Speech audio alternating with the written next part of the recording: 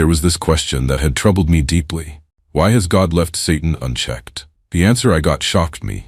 I was taken once again to heaven through the continued practice of singing Hugh, a love psalm to God.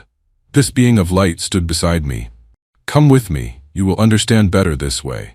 Suddenly we were overlooking a young man in his 20s. His parents were extremely wealthy. He had everything.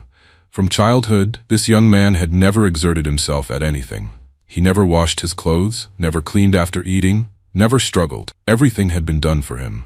He turned to me and said, "Do you know this world is built on opposites, male and female, positive and negative? From opposing forces, a third force is recognized for balance, awareness, growth. Only through this neutral force does man learn unconditional love, a love that is neither for nor against. Only then can the true godlike quality awaken within man."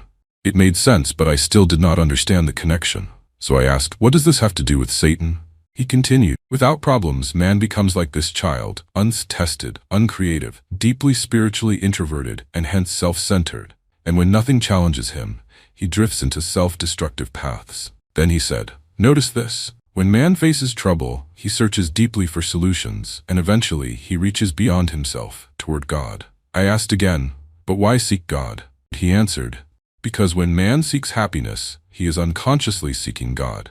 God is the center of intelligence, the sum total of truth, the source of everything good. The search for happiness is the search for God.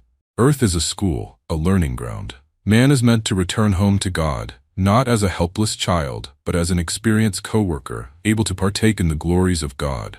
A child with no experience is useless to himself and useless to life. Who then has been entrusted with creating obstacles, illusion, struggle, resistance?"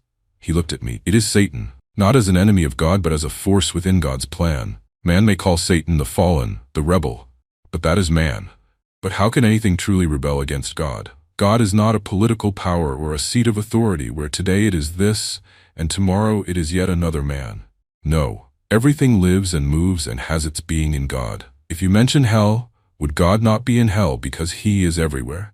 It is not only that God sees everywhere, but truly God is everywhere and in all things at the same time. That is omnipresence. And here is the truth. Satan drives man toward God.